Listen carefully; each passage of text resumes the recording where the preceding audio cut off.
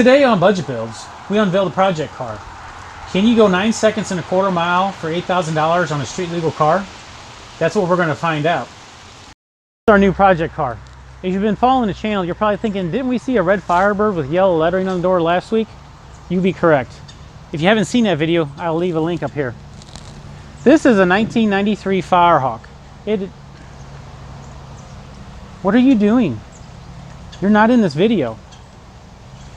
Did you put a Ram Air hood on? You're jealous of the project car. We'll talk about this later. Please go back to the garage.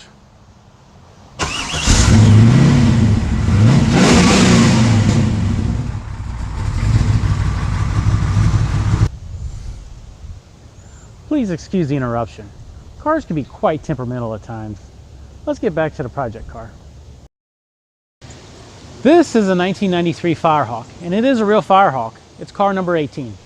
It looks stock, but looks can be deceiving. More on that in a later video. I've had people ask me how I find my budget build cars. For this one, I was on a Facebook F-Body page.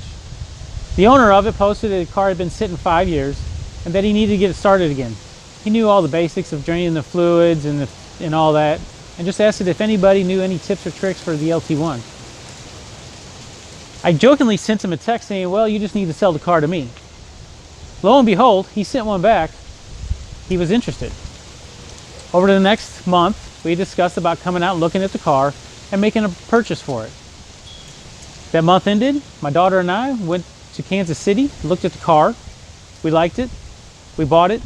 We loaded it on the trailer, and we had a nice ride home. This car was parked 5 years ago. It had an overheating issue, and he really wasn't sure what it was. He never really dove into it to figure it out. So when I got the car home, I looked it over, had to do the typical things, go through the fuel system, drain the fuel. The ethanol ate all the hoses in the tank. We drained all the fluids, antifreeze, oil. I then put a battery in there and tried to start the car. The car started right up. After some diagnosing of the cooling system, I've concluded that the head gasket is bad.